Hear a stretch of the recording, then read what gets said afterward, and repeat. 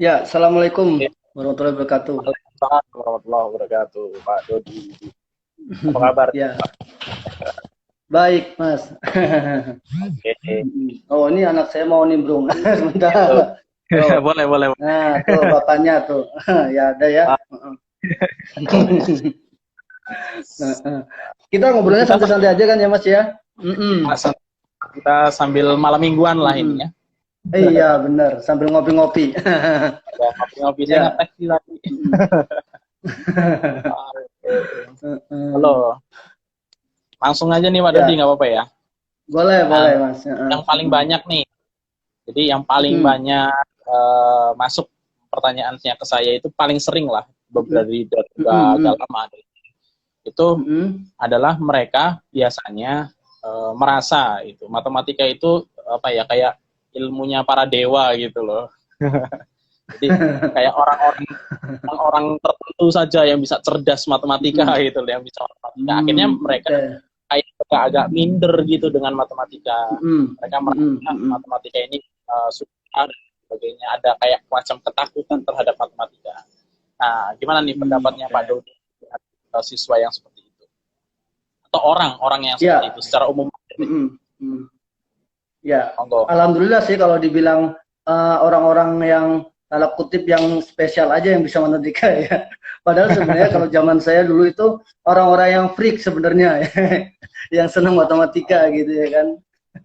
Iya, iya. Ya, sebenarnya, semua anak sih seharusnya bisa matematika ya, seharusnya ya. Hmm, Kalau kita runut dari, apa sih itu sebenarnya matematika yang sebenarnya ya. Karena karena begini, karena banyak di negara kita, terutama di Indonesia ini, matematika itu tidak dikenal sebagai matematika ya, tapi lebih banyak ke, eee, ya itu karena pendekatan yang salah sih saya rasa ya. Jadi matematika lebih banyak dikenal sebagai ilmu berhitung, ilmu ngafalin rumus aja, lalu kita cuma masukin rumus ya. Jadi hanya seperti itu dan uh, orang menganggap bahwa matematika itu benar-benar kayak ilmu berhitung, kita tidak bisa berpikir apa lagi, pokoknya rumus ya begitu mandek gitu ya. Kita harus iya. hafalin rumus, kita harus kalau Bahkan ada tadi, soal kita harus bisa gitu ya kan. mm, bahkan tadi Ya gimana Mas? saya ngerjain matematika ini, tak share ke Mm-mm. teman-teman. Ada yang nanya, ya kalau Ya. secara matematis gimana Mas? Loh itu udah matematis itu, Mm. cara saya itu udah terlalu. Tapi hitungannya gitu Mas Odi. Heeh, heeh, heeh.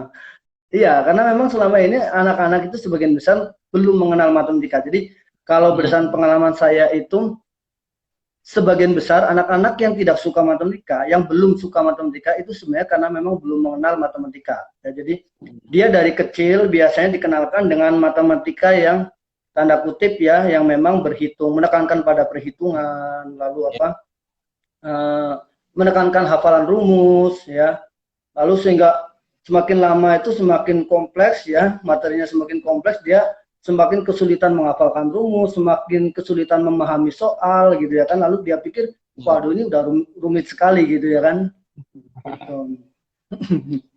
Jadi sebenarnya kalau dilihat dari pengalaman saya pribadi, saya jujur juga, dulu saya tuh tidak suka matematika loh. Oh gitu. Jadi Eh, saya bukan dari kecil yang suka matematika, enggak ya. Jadi saya dulu itu justru kelas 1 SD ya, dari SD lah ya, dari kecil hmm. sampai SMP kelas 2 tuh saya sama sekali nggak suka matematika. Bahkan kelas 2 SMP Oh, rapot matematika saya 4. Itu bisa dicek sebenarnya. Itu benar-benar 4. Zaman dulu kan masih ada rapot merah kayak kan. ya. Itu 4. Oh, Ya, jadi kenapa? Karena saya rasa saya itu orangnya malas ngafal. Jadi saya memang malas belajar sebenarnya. Memang ya namanya juga anak remaja gitu ya kan. Belum gitu. ada belum ada Belum tujuan ada hidup gitu ya kan. coba, nggak ngerti why-nya untuk belajar. Ah, itu dia ya kan, belum tahu apa sih gunanya belajar gitu ya kan. Mm-mm. Ya sampai akhirnya ketemu di, ya ini sedikit cerita ya nih ya Mas ya. Ya, Ya, Pak, jadi ya, pengalamannya. ya siapa tahu juga mungkin adik-adik juga merasakan juga kan, Hmm. ya gimana sih, kenapa sih, ya kenapa sih bisa dari nggak suka matematika bisa jadi alhamdulillah sekarang jadi suka matematika gitu ya kan. Jadi waktu kelas 3 SMP tuh ada guru matematika tuh yang galak luar biasa, katanya terkenal ya. Insya Allah beliau masih ada dan saksi hidup, kalau masih mau diundang boleh ya. Ya, tapi ya akhirnya pertama saya terpaksa apa mendengarkan apa pelajaran beliau, karena kalau berani nggak mendengarkan ya zaman dulu guru kan lumayan gitu Ini ya. ya, penggaris kayu itu lumayan itu. Nah, penggaris kayu terus apa Penghapus. penghapus itu bisa melayang gitu ya kan. Iya. Ya mau nggak mau saya terpaksa dengerin gitu ya kan. Nah saya dengerin gitu ya. Terus saya ngerasa loh, ini kok matematika kok kayak gini ya, kok beda ya sama dengan yang selama ini saya pikir gitu ya kan. Ya makanya saya bilang ini kok sekarang kok ini matematika ini kok lama-lama dipilih seru ya. Jadi beliau tuh bisa ngajak kita tuh mikir. Jadi mulai dari topik, beliau biasanya muka topik itu dari oke lah definisi ya, kadang-kadang juga melalui lewat pertanyaan, lewat problems yang ada di kehidupan sehari-hari gitu ya. Jadi kita kayak ngerasa ke bawah gitu loh. Ini kok seru gitu ya kan. Jadi yang awalnya kayak terpaksa, wah itu benar-benar saya jadi menikmati gitu ya matematika tuh. Oh ternyata matematika tuh bukan berarti kita diwajibkan menghafal rumus, lalu kita terapkan ke soal, jadi tugas kita kayak ngerjain soal aja. Enggak, ternyata kita ada ruang untuk berpikir, seperti bahkan ada ruang untuk bener nggak kalau yang di buku seperti ini gitu ya kan. Jadi beliau ngajak, menurut kalian ini masuk akal nggak sih, gitu. Isi buku dan juga. Itu jadi kita nggak 100% percaya dengan yang ditulis di buku gitu ya kan. Itu menurut saya menarik sekali. Jadi dari situ saya mulai mengenal matematika. Jadi ternyata matematika tuh seseru ini ya gitu loh. Jadi nggak benar-benar beda dengan apa yang saya kenal selama sebelumnya dari situ. Jadi benar-benar. Nah, saya rasa banyak siswa-siswi Indonesia yang belum mengenal matematika sebenarnya ya. Karena sebagai contoh lah ya, di masyarakat awam itu kalau ditanya, wah Bapak nih guru matematika ya, berarti Bapak ngitungnya pinter. Sering nggak Mas dapat kayak gitu? Sering. Saya sering dites tuh hitung-hitungan tuh sebagai anak matematika tuh. Karena saya juga kalau hitung-hitungan juga nggak pinter-pinter banget sebenarnya. Sering salah lah itu. Nah itu sama, apalagi saya ya. Justru kalau saya pribadi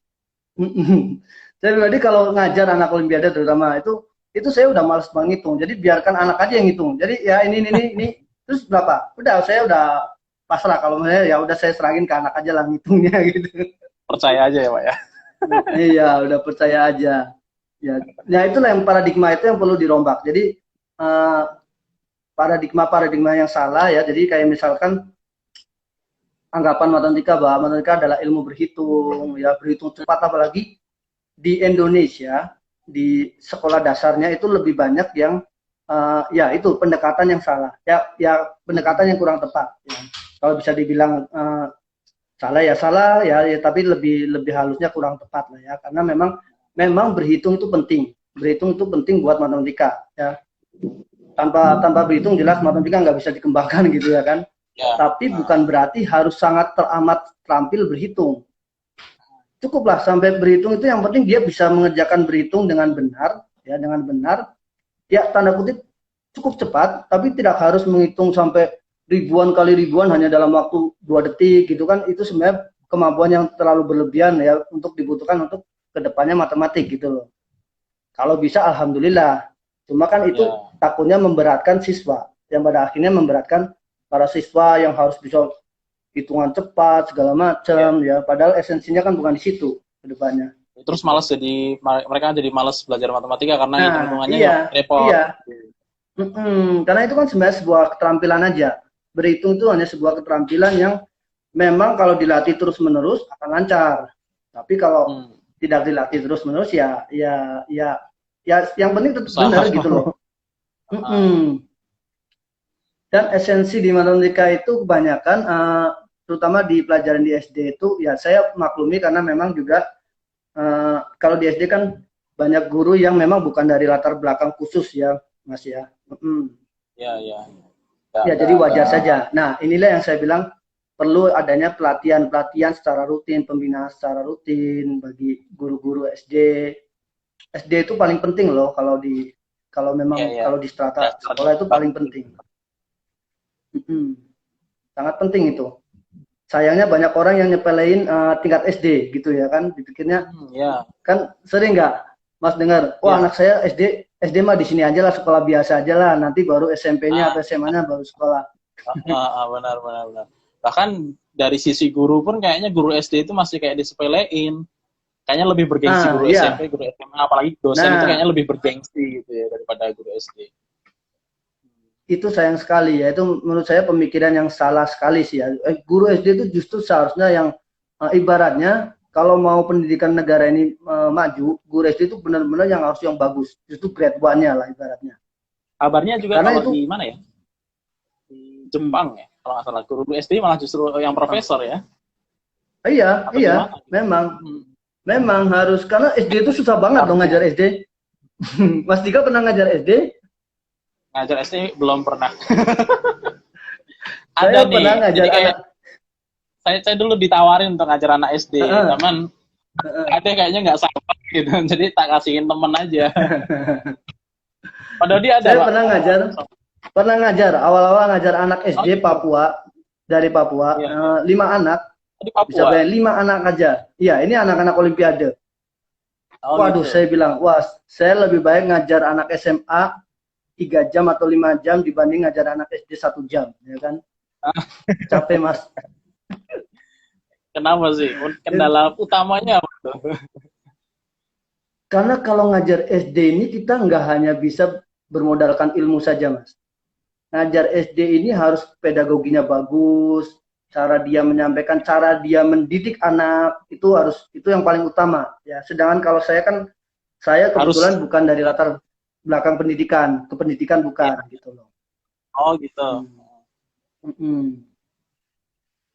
Jadi nggak cukup kita menyampaikan ilmu saja, nggak cukup. Oh iya.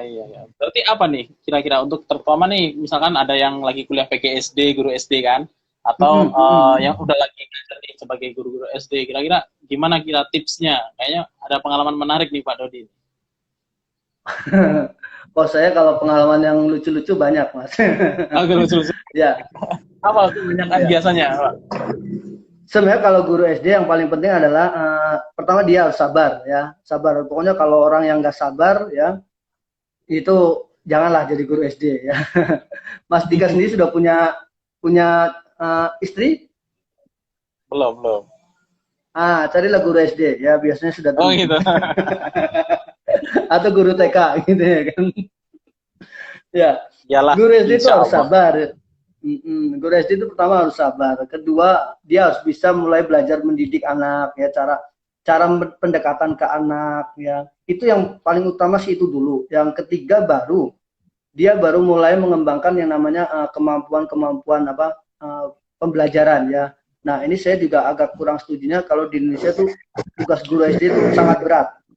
Karena dia harus bisa mengajar semua pelajaran kan? Semua masa pelajaran, ya. Nah, bayangkan kalau semua pelajaran pasti akhirnya dia tidak bisa menguasai secara dalam semua pelajaran pasti, karena manusia punya waktu. Iya, keterbatasannya juga punya.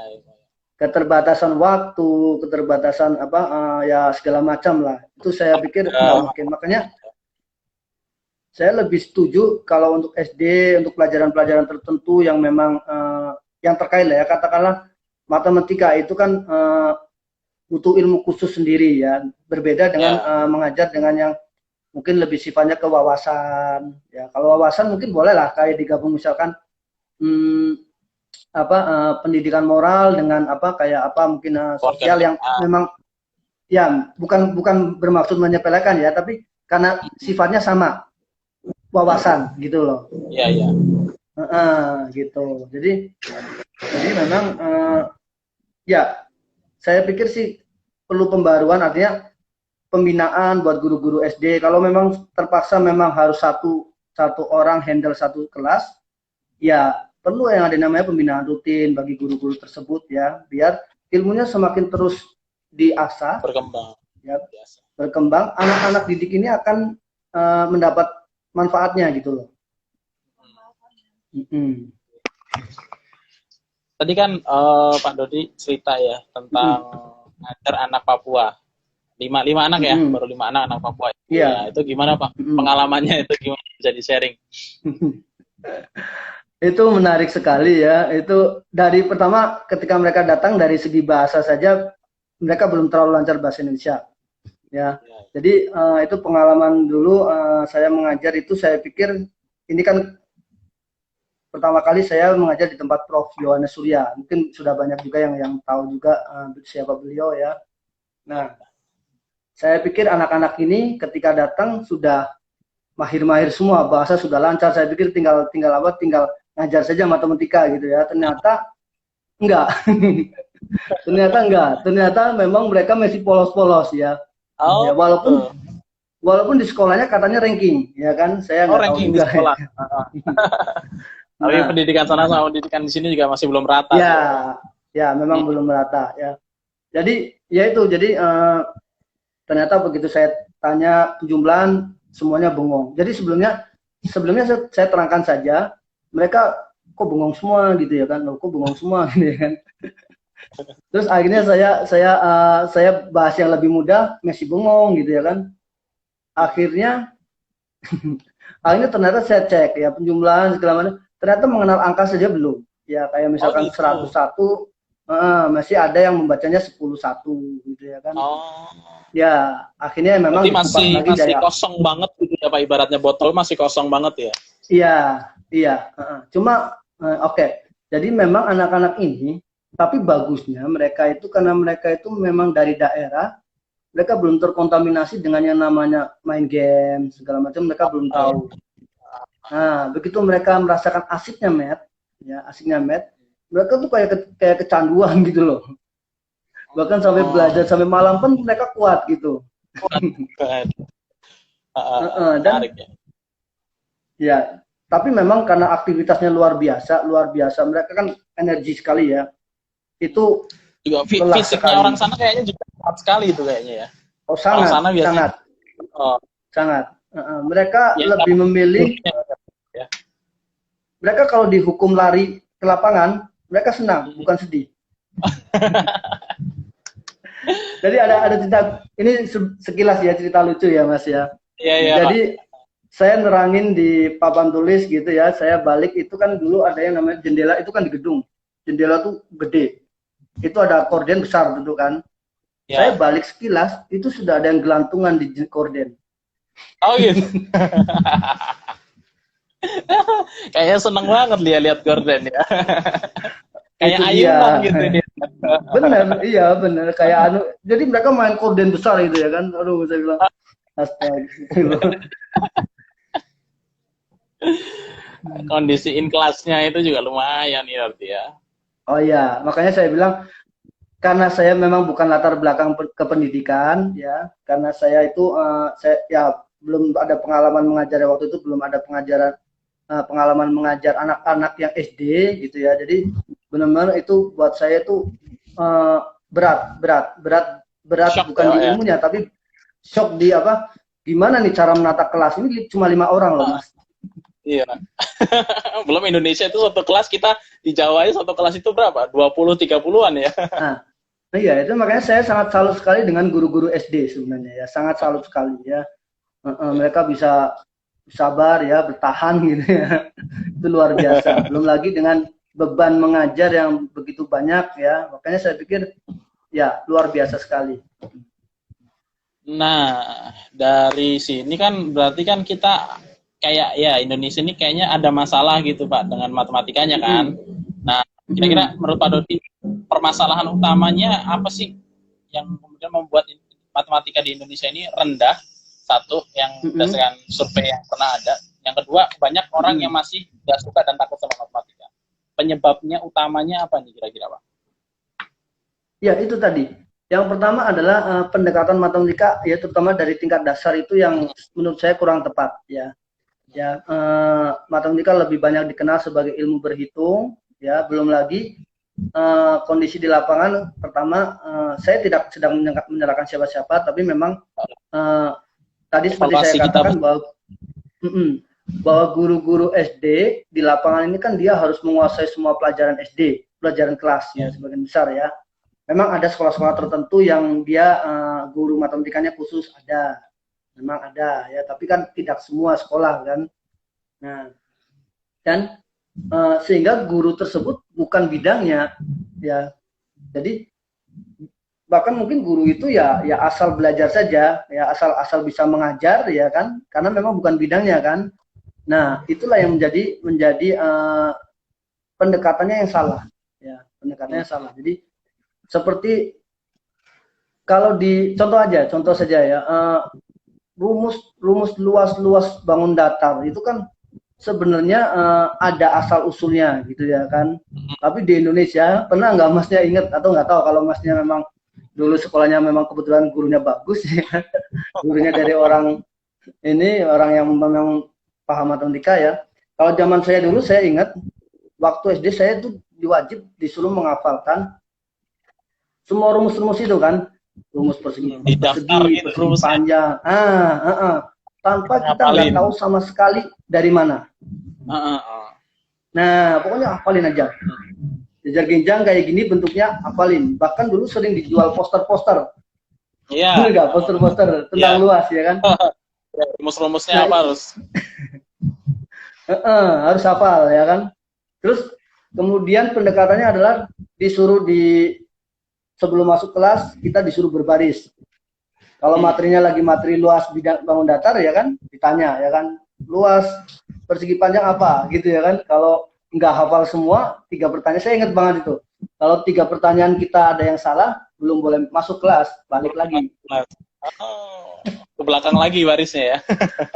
Ke belakang lagi. Nah, itu apalagi kita nggak tahu ini dari mana sih rumusnya gitu ya kan. Ini apa sih? Itu benar-benar sesuatu yang abstrak buat anak-anak SD. Ya. Itu abstrak sekali. Ya, anak SD itu pemikirannya masih kayak konkret-konkret. Padahal sebenarnya bangun datar itu masih sesuatu yang konkret, gitu loh.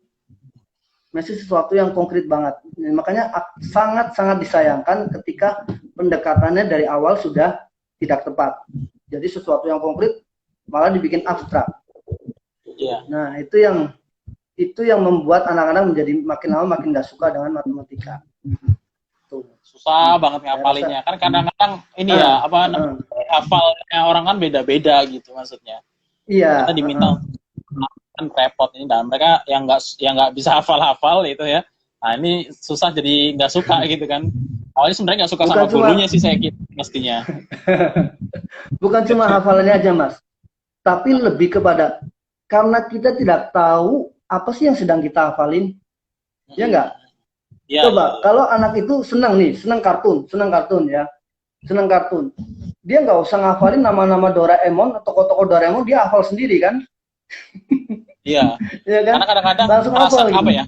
Merasa keren gitu ya di depan teman-temannya, ada alasan gitu ya dia ngapalin. Nah itu dia, karena anak-anak itu pertama nggak tahu apa sih yang dia sedang hafalin, apa sih yang dia sedang pelajari. Pokoknya disuruh sama gurunya ngafalin ini, luas persegi panjang kayak gini, luas persegi kayak gini, luas jajar genjang kayak gini.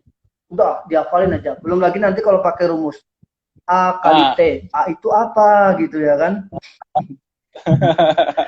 S kali S itu apa? Apalagi jajar genjang itu T-nya yang mana? Ini bingung dia. Nah, itu dia kan. Ya, itu yang bikin anak-anak nggak suka matematika. Itu yang nggak suka matematika. Nah,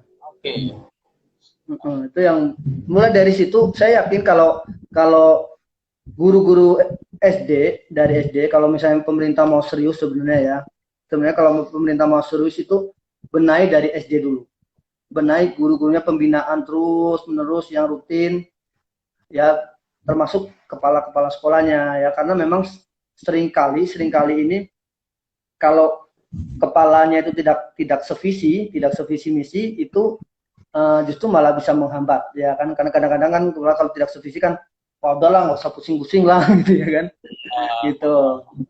Jadi pembenahan terus secara rutin gitu loh, jadi dari pihak guru-gurunya, dari pihak kepala sekolahnya, terus pembenahan terus saya yakin kalau dipraktekkan ada evaluasinya, ada semacam ukuran evaluasi, itu bisa berjalan insya Allah ya. Ya mungkin tidak setahun 2 tahun ya, tapi bisa membaik lah. Ada sistemnya dibenahi dulu gitu ya Pak ya, berarti ya. Harus dari SD, dari elementer ya, dari SD itu sangat wajib.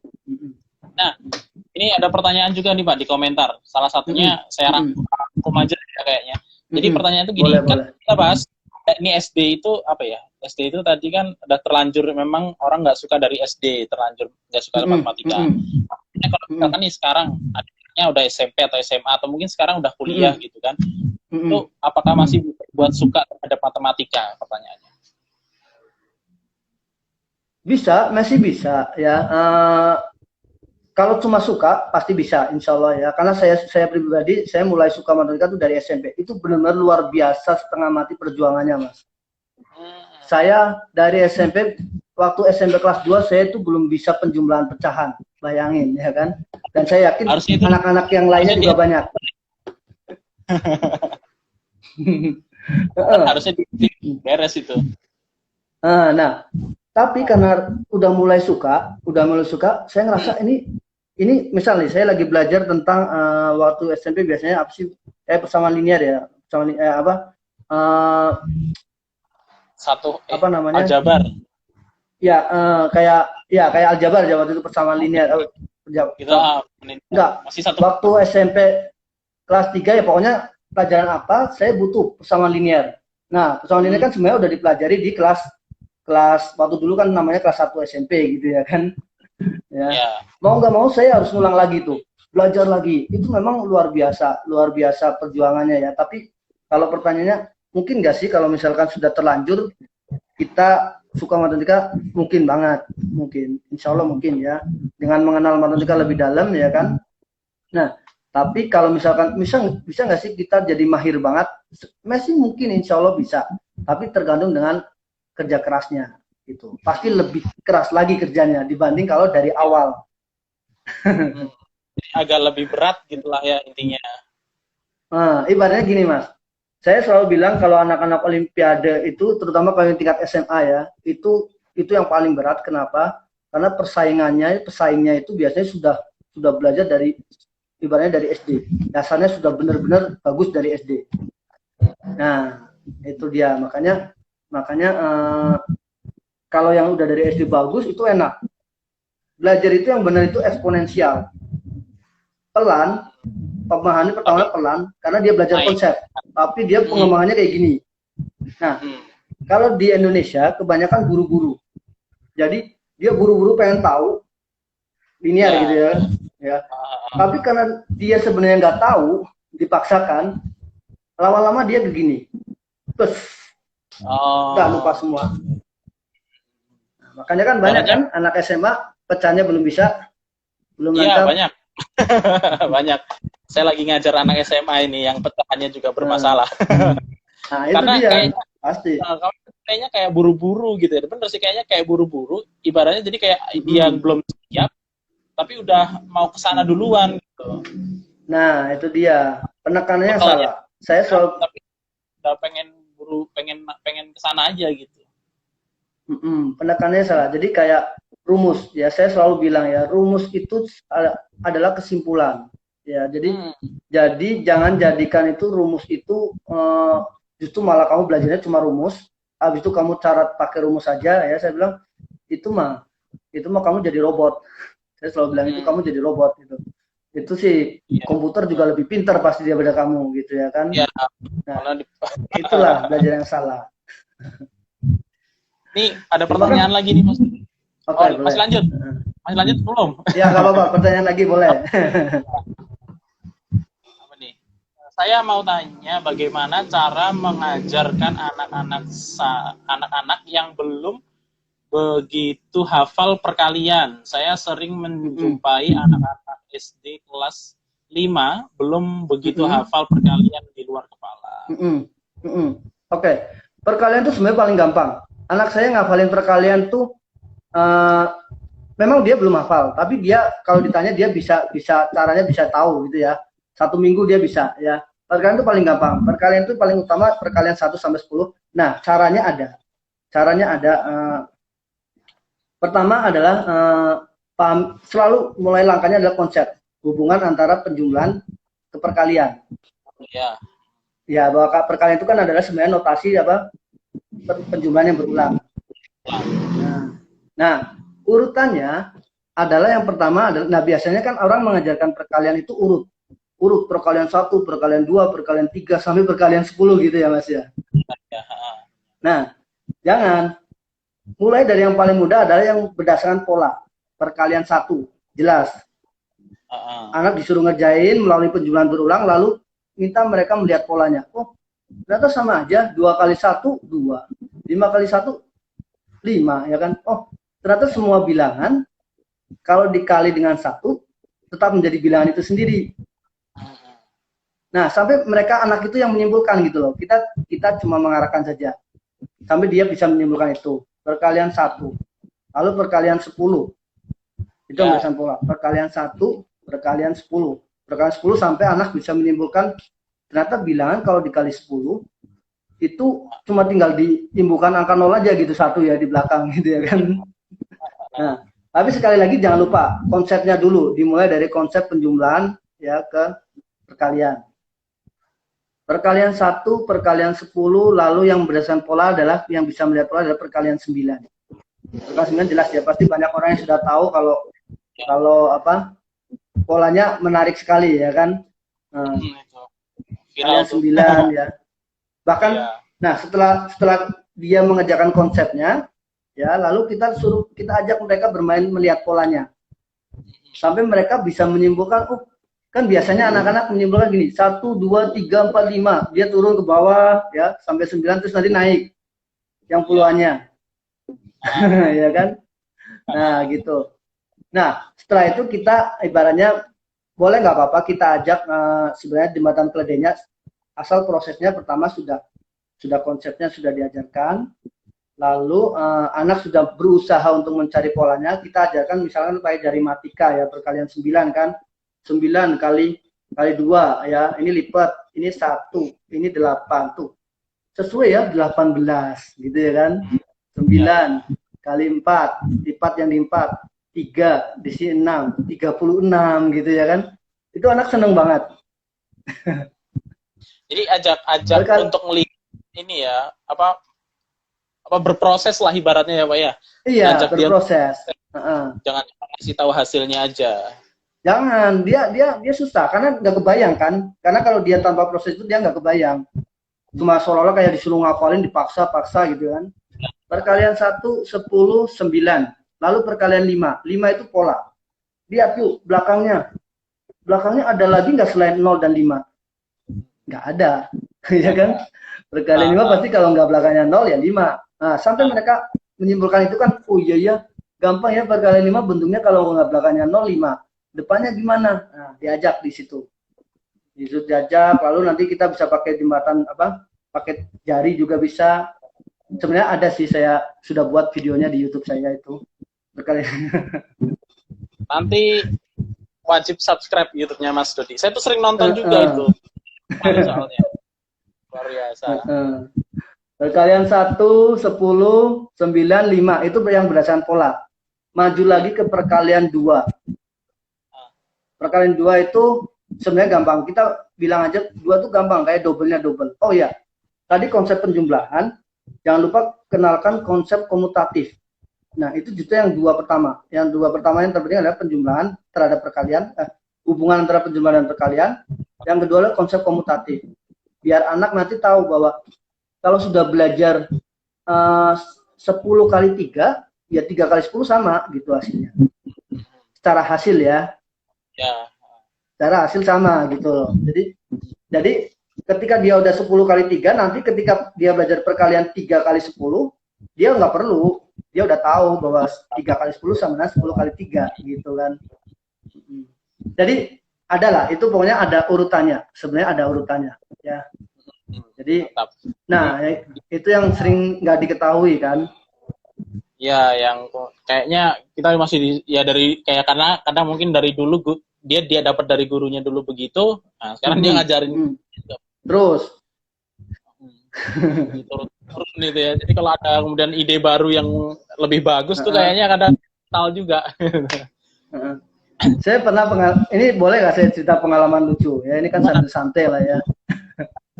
Jadi saya pernah mengajar di daerah, saya nggak perlu sebutin daerahnya, itu memang daerah terpencil ya, di situ ada guru-guru, saya mengajar guru-guru waktu itu ya. Jadi saya tanya waktu itu, Bapak Ibu guru, berapakah 6 kali 7, berapa ya 6 kali 7? Wah, ada yang jawab, saya Pak ya kan, 6 kali 7 48 gitu ya kan. Aduh, saya bilang stres ini, 6 kali 7 48 gitu ya. Lalu saya balik ke arah, dia baru bilang, oh ya Pak, maaf Pak, saya ingat 6 kali 7 itu 42. Nah, saya sudah tenang kan. Terus dia bilang, saya baru ingat Pak, 7 kali 6 yang sama dengan 48. Jadi 6 kali 7 dan 7 kali 6 beda. Beda hasilnya. Terjadi ya. Itu guru, tapi itu ya. yang memang, iya, tapi memang di daerah pedalaman ya, pertama. Kedua, kalau dilihat latar belakangnya, memang kata beliau sih, sebenarnya sih ya, waktu itu penunjukan guru ya, asal ada lowongan, ada yang mau masuk ngajar, diterima Pak, katanya. Nah, itulah yang perlu evaluasi lagi ya dari dunia pendidikan ya. Dan ini ya, kalau misalnya perkalian udah masuk ke puluhan itu juga bisa dipecah ke pagi ini ya, maksudnya dipecah juga kan. Kayak 15 kali 3 itu kan bisa kita pecah tuh 10 tambah 5 dikali 3 gitu kan. Jadi ya, 30 tambah 15 gitu. Itu malah masuk aljabar juga udah sebenarnya kalau konsepnya kuat, kalau anaknya itu sudah paham dari konsepnya benar, itu enak. Mau lewat manapun itu enak. Jadi selama dia konsepnya benar ya, mau mulai dari aljabar, mulai dari apa itu enak. Saya biasanya kalau mengajar operasi itu konkretnya paling gampang zaman sekarang, alhamdulillah kan udah enak ya pakai block beans ya, ada istilahnya ya block beans. Kalau zaman dulu kan kita batang diikat-ikat ya. Nah sekarang sudah jarang kan itu diajarkan kan di sekolah-sekolah SD kita kan. Padahal itu bagus sekali loh. Padahal itu bagus sekali itu. Konsepnya biar anak kebayang kuantitasnya. Oh, zaman sekarang anak tuh cuma dia mungkin bisa tahu tuh. Dia bisa membedakan 12 dengan 21 lebih besar 21. Tapi yang di otak dia bukan kuantitas, bayangan kuantitasnya. Tapi yang di otak dia itu adalah aturannya. Oh, kalau puluhannya udah lebih besar 2, dia yang menang. Nah, jadi manusia lebih dikenal sebagai kumpulan aturan-aturan. Bukan ilmu berlogika, ya kan? Benar. Jadi menarik lah. Sebenarnya kalau ngomong matematika itu menarik sebenarnya, Pak ya. Buat kita yang suka matematika. Kalau yang nggak suka matematika ini ngomong opo gitu ya kan. Orang kena. Ini orang kena ya, dari Jawa ya Mas Dika ya? Iya, ini saya di Jawa. Gimana Mas aslinya? Saya sih aslinya Bekasi. Aslinya Bekasi. Dalam di Purworejo. Purworejo. Saya masih Purwokerto. Purwokerto. Saya Purworejo. Tahu Purworejo? Tahu Purworejo. Dulu itulah. Nah, itu kalau nggak tahu itu. Nanti udah bisa ngomong Jawa ya. Pun lancar lah. Waduh, luar biasa. Ini waduh nih. Ada yang tanya juga. Gimana? Kan matematika itu ada pelajaran yang abstrak dari matematika. Itu caranya kita bisa paham kalau dia konsepnya aja abstrak gitu. Gimana sih pikiran kita ini bisa paham gitu? Nah, gini. Sebenarnya kalau benar ya, kalau memang pembelajarannya benar dari SD ya, itu kan mulai dari yang konkret ya. Pelajaran abstrak itu mulai dari mana sih? Biasanya mulai dari SMP katakanlah. Pertengahan SMP sampai ya SMA ke atas sudah abstrak semua. Kenapa abstrak? Karena di situ aljabar sudah mulai dikembangkan. Aljabar itu kan lebih banyak perumuman.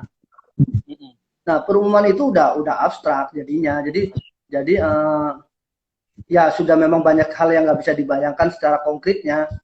Ya, nah kalau anak itu belajar math-nya udah benar dari konkret ke konkret, jadi otak dia udah siap gitu loh.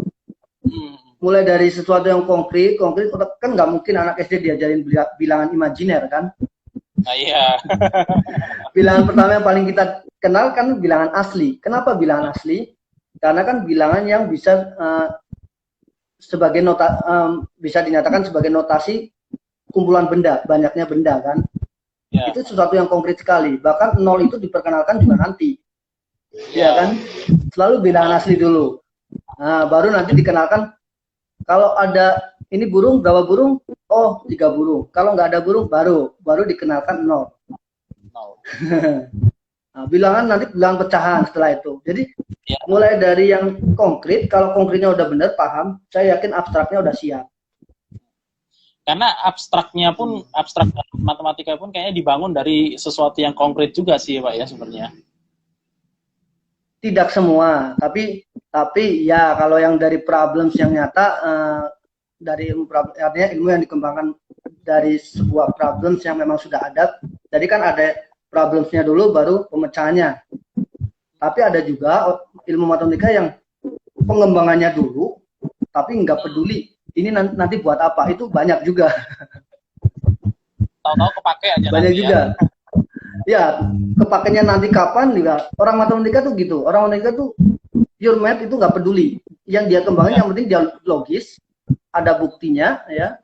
Nggak peduli mau dipakai apa, nggak peduli gitu ya kan. Nah itulah kelemahannya orang matematika juga sih sebenarnya. Tapi menariknya kadang-kadang ya, kayaknya sekarang nggak kepake, tapi nanti tahun-tahun berikutnya atau peradaban-peradaban berikutnya jadi kepake gitu. Bisa. Dan itu biasanya yang melihat itu adalah orang-orang mulai dari orang-orang saintis, orang fisika ya kan. Saya punya problem ini, saya butuh kayak gini, kira-kira saya bisa pakai apa ya? Oh ternyata di math sudah ada nih ilmunya. Nah, gitu. Jadi kalau tadi dikatakan gimana sih cara mempelajari yang abstrak, yang konkret dan susah gitu ya, apalagi yang abstrak. Karena biasanya belajarnya salah. Belajarnya itu sudah mulai sadar ketika udah level abstrak. Nah, sehingga akan merasa susah sekali untuk menerima yang abstrak-abstrak seperti itu. Iya, iya.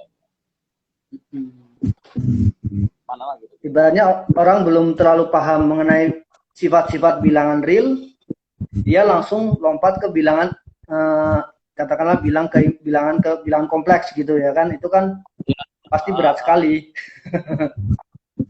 yang udah ngerti aja kadang tentu paham langsung soalnya. Nah itu dia prosesnya, pokoknya ada proses yang biasanya kalau something salah something terlalu berat, biasanya ada proses yang perlu kita benahi lagi gitu.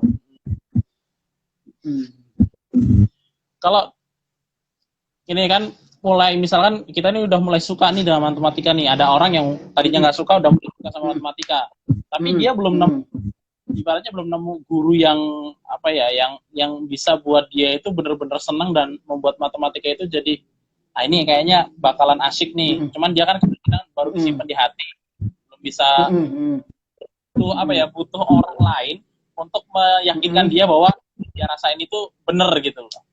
Nah kira-kira gimana Pak Dodi cara kita untuk bisa yakin? Ini bahasanya anak muda sekali ya. Galau gitu ya. Galau. Jadi meyakinkan orang lain, tapi nggak ada yang meyakinkan gitu. Sekarang gini Mas, kalau saya selalu bilang sama siswa-siswa ya, sama anak murid saya bahwa zaman sekarang itu kalau anak bodoh itu kebangetan. Saya bilang. Kenapa? Karena zaman sekarang itu zaman yang super canggih. Kita nggak perlu ada guru. Di Google, kalau untuk cuma cari ilmu ya, saya bilang untuk mencari ilmu ya, di Google itu udah bertebaran ilmu. Mau cari ibaratnya guru yang bagus, searching aja di Google, di YouTube. Saya yakin banyak guru-guru bagus yang membuat konten-konten bagus ya kan. Saya yakin banyak ya. Jadi zaman sekarang kalau ada anak yang tanda kutip memang bodoh, itu biasanya yang bodoh itu bukan bodoh sebenarnya. Dia nggak mau mencari saja, itu aja. Nggak mau berusaha untuk belajar saja. Zaman sekarang nggak ada alasan, Mas. Beda kalau zaman dulu ya kita ya. Dulu kan masih terbatas, masih. Nah, makanya saya sering bilang, jadi tolong dong bedain antara mau dengan mampu. Nah, itu dua hal yang berbeda tuh. Nah, iya benar. Ya, kecuali kalau memang yang kuota nggak ada, handphone nggak ada, ya itu mau gimana lagi, kita maklumi. Tapi bisa lah untuk diusahakan gitu ya. Jadi, jadi buku dan lain sebagainya kan dia bisa pelajari juga. Ada ini apa namanya? Ada jalan lah biasanya pasti itu. Gimana Mas? Gimana? Apanya? Sorry, kurang jelas tadi. Kalau ada kemauan sebenarnya pasti ada jalan lah gitu. Pasti, pasti ada. Zaman sekarang, apalagi kalau anak kota ya, itu pasti ada. Gampang banget sekarang kok ilmu itu semakin kesini, ilmu itu sebenarnya semakin murah, semakin gratis. Ilmu ya. Yang mahal itu sebenarnya sekolah. Tapi ilmu semakin sini semakin mudah didapat kalau dia mau. Kalau dia mau. Ini sekarang kalau kita buka nih website kampus mana, MIT atau apa gitu ya, itu ada aja, iya kan pembelajarannya bisa kita lihat langsung. Makanya kalau ini sih sebenarnya apa ya, kalau kita lihat ya inilah misalkan anak-anak S1 yang matematika nih kalau bikin skripsi kan sering tuh pengaruh motivasi terhadap prestasi belajar itu kan pasti hasilnya positif itu. Ada pengaruh positif matematika. Gitu. Ya sebenarnya gimana kita memotivasi diri aja kan Pak ya sebenarnya buat belajar. Pasti. Efeknya kan ke situ jadi. Jadi kan, kalau zaman sekarang tuh kalau anak mau pintar itu bisa cepet banget. Sebaliknya kalau anak mau bodoh itu juga bisa cepet banget zaman sekarang. Kenapa? Teknologi luar biasa kan, hiburan luar biasa. Nah, hiburan sekarang yang negatifnya negatif banget juga banyak ya kan. Gratis pula ya kan. Nah itu dia, kalau mau yang dia pinter diambil yang positif dia akan melesat ya. Kalau dia mau jatuh sekali cepat banget. Zaman sekarang serem. Makanya kadang-kadang kita ngelihat orang nih kayaknya biasa-biasa aja tapi kok pinter banget gitu. Kita juga kadang-kadang lihat ini orang kayaknya baik-baik aja tapi kok apa jadi negatif begitu gitu. Nah itu kan apa ya, kedua beda, kadang-kadang bisa ngerubah cuma dari HP lah. Pada nih terakhir itu gimana? Gini ada hasilnya juga. Jadi kan tadi kita ngomong tentang matematika itu adalah sebenarnya adalah tentang logika gitu kan. Nah gimana pertanyaannya? Gimana misalkan ada orang yang anak atau orang nih yang kemudian logikanya sebenarnya nggak logikanya tidak terlalu baik, kemudian dia pengen ikut olimpiade. Nah itu masih bisa apa enggak gitu Pak? Nah ini kan pelatih olimpiade nih. Ya, tapi dia pengen ikut olimpiade matematika gitu ya. Nah ibaratnya dia tekstualnya saya bacain deh. Apakah boleh. Apakah anak yang logikanya masih kurang tapi semangat untuk ikut olimpiade, apakah masih bisa untuk olimpiade? Jadi begini ya, sebenarnya ini tergantung dari tujuan. Sebenarnya kalau tujuan yang benar itu olimpiade itu tujuan utamanya sebenarnya adalah untuk mendongkrak semangat belajar siswa-siswa. Sebenarnya kan itu ya. Nah, banyak orang yang berpikir bahwa olimpiade untuk menang. Ya, jadi biasanya orang yang bertanya apakah kalau jadi kalau banyak juga guru yang nanya, kalau murid saya ini logikanya kurang, bisa nggak saya tetap ikutkan dia? Ya kalau ikutkan saja bisa aja gitu loh. Toh itu tetap positif gitu buat dia apalagi dia punya semangat ya. Pertama, kita nggak tahu logika dia itu kurang atau tidaknya, kita nggak tahu loh sebenarnya. Apakah karena kita yang mentransfer ilmunya yang kurang tepat, ya kan? Sehingga tidak masuk di pemikiran dia atau logika dia, ya kan? Ataukah memang dia ada sesuatu yang skip ilmunya ya, maksudnya pembelajarannya ada yang dia skip ya, jadi dia sempat konsepnya nggak kuat, jadi dia seolah-olah kayak logikanya dia kurang, padahal belum tentu, kita nggak tahu logika dia itu sampai di mana, ya kan. Nah, Ya, betul. saya rasa kalau dia punya semangat, ya nggak apa-apa, ikut saja gitu loh, ya. Tapi ya itu, jangan berpikir bahwa Olimpiade ini hanya untuk menang. Saya selalu bilang, janganlah mikir Olimpiade itu hanya untuk menang. Kalau hanya untuk menang, medali itu cuma berapa sih? Diributin orang se-Indonesia loh. Ya kan, medali berapa gitu loh, ya kan? Medali cuma berapa.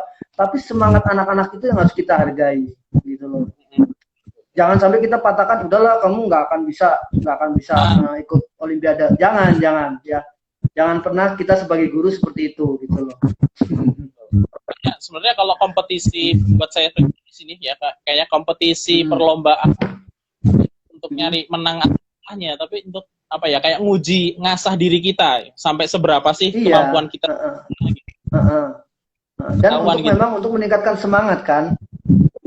Ya jadi untuk anak-anak yang suka berkompetisi, dia kan merasa tertantang gitu. Wah, ini kayaknya seru nih gitu ya kan. Saya harus belajar gitu ya kan. Kalaupun kalah, Olimpiade berikutnya ada semangat tambahan tuh di situ.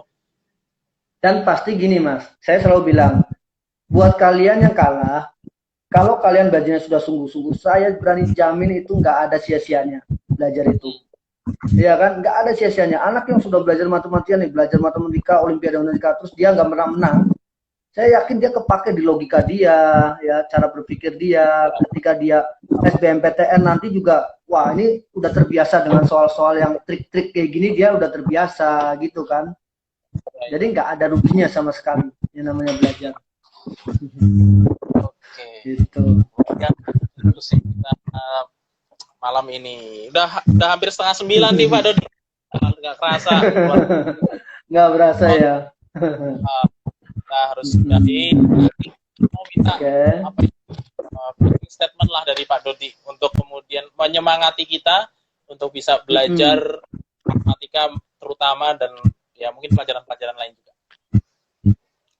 Saya sih punya statement. Saya pertama buat guru-guru mungkin ya. Mungkin buat guru-guru ya. Pertama guru-guru harus terus berusaha mengembangkan diri ya. Jadi jangan pernah puas dengan apa yang sudah kita ketahui saja ya, tapi terus belajar terus ya. Artinya kita juga jangan berpangku tangan pada nanti nunggu pemerintah mau peduli dengan kita memberikan pelatihan, enggak juga, tapi harus terus belajar. Semua guru harus terus belajar ya, nggak boleh mandek ya kan. Nah ya, lalu untuk harus berkembang. Karena saya pernah dengar juga, pernah dengar pernyataan, saya nggak tahu, saya pernah baca ada yang bilang jangan sampai menjadi guru itu pengalamannya setahun tapi diulang-ulang 30 tahun gitu loh. Ya, nah itu jangan sampai seperti itu gitu ya kan. Lalu buat para siswa ya, yang penting adalah kalau buat para siswa zaman sekarang itu kalian enak sekali gitu ya, kalian bisa berkembang dengan cepat ya, ambil semua yang positif dari teknologi ya kan, ya pelajari